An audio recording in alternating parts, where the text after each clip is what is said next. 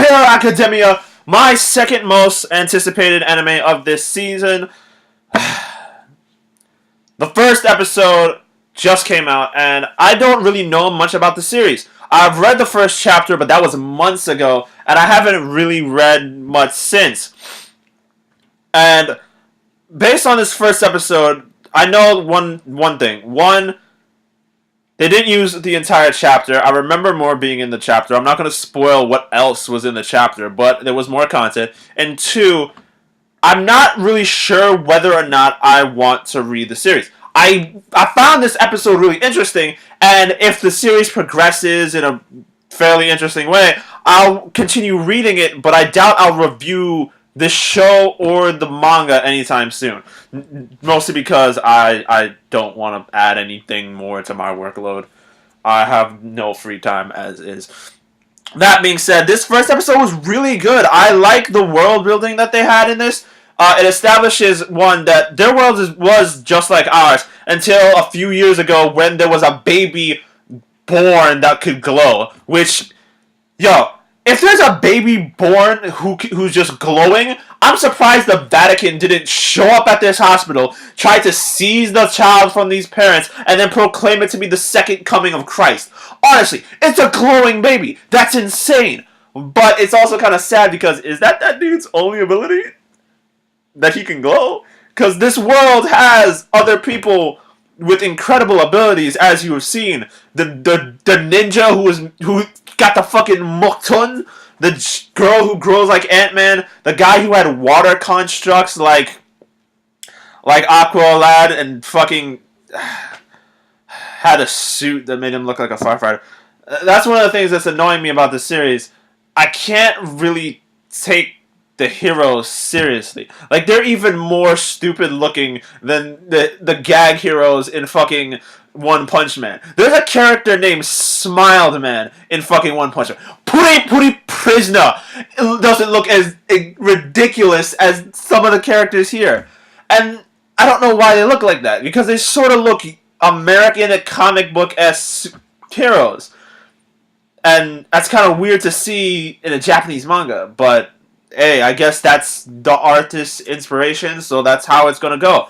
Now, our main character, Izuku, is the most pathetic person on this fucking planet. Like, he is the most unlucky son of a bitch in this planet. The main character from To Aru no Maju no Exorcist isn't as unlucky as this bastard. Because this guy's parents both have powers. His father can breathe fire, we don't see in this episode, and his mother has the ability to, as she says, bring small objects towards her. That looks like some sort of goddamn gravity manipulation to me.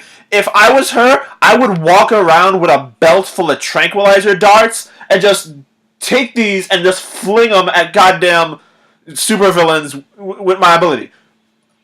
The fuck? Like, yo, your ability could be overpowered. What the hell are you doing? Come on now.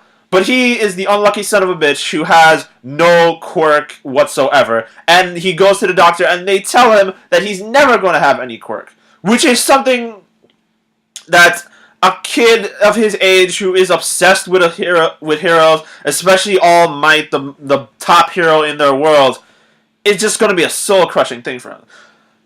And even when, after the doctor talks to him, when he goes home, he's still not willing to give up his dream of being a hero, which I can appreciate a little determination, but it's also like, this is impossible. Unless he's going to be Batman and gain $1 billion in resources so that he can save the world, he's not going to be a hero like this. Like All Might. So, my question is this. How is he going to move on in the story? How are we going to progress? And how is he going to... Is he going to gain an ability later in the series?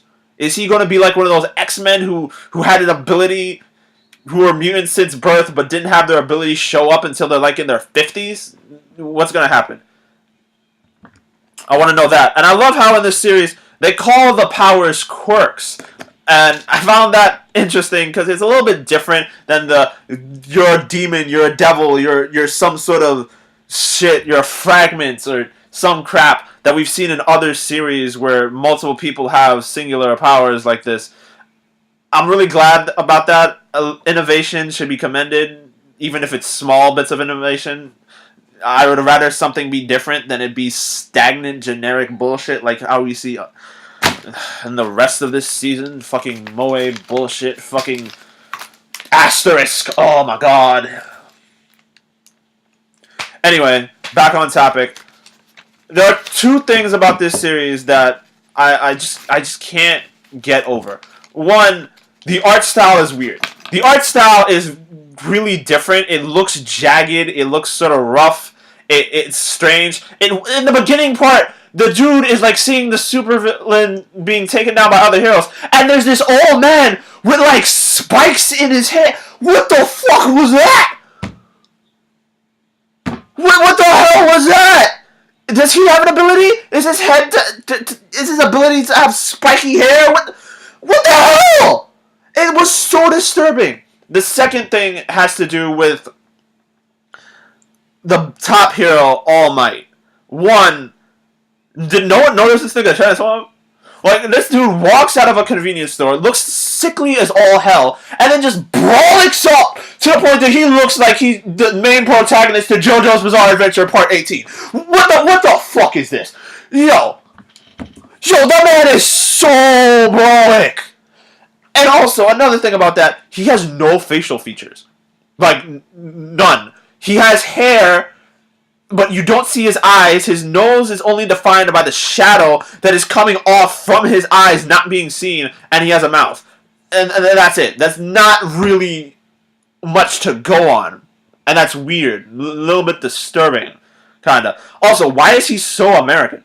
Like, his suit makes him look more patriotic than goddamn Captain America, and his attack, Texas Smash! What was that?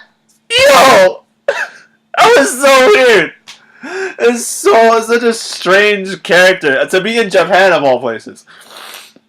But that being said, I'm pretty much enjoying the series. I'm liking the animation, especially the point where Izuku was grabbed a hold of All Might's leg, and when he was flying through the air, his face was being pushed back because of the wind pressure, and his eyes and mouth were open. It was so detailedly disturbing. It was great. So far, the way the series feels, it feels like a mixture of comedy, action shonen, and a gag manga. So it sort of reminds me of Hitman Reborn. The way that Hitman Reborn started off, Suna was a wimpy, pathetic piece of shit. The series started off as a gag manga just to make fun of him, giving him a little bit of supernatural hints there, and then it progressed into this great shonen that was just, by the end of the series, Suna was so powerful and so ridiculously fast, he could move faster than the speed of light. It was ungodly all powerful how he was, and he still was progressing at the end of the series. So if the series goes along the route of Hitman Reborn, I might start reading this series again, especially if it becomes vastly, vastly good. Like, if it becomes anywhere close to Hitman Reborn, it's probably going to end up in my top 10, depending on how great the series is. Like, rate, subscribe. I will see y'all for the next.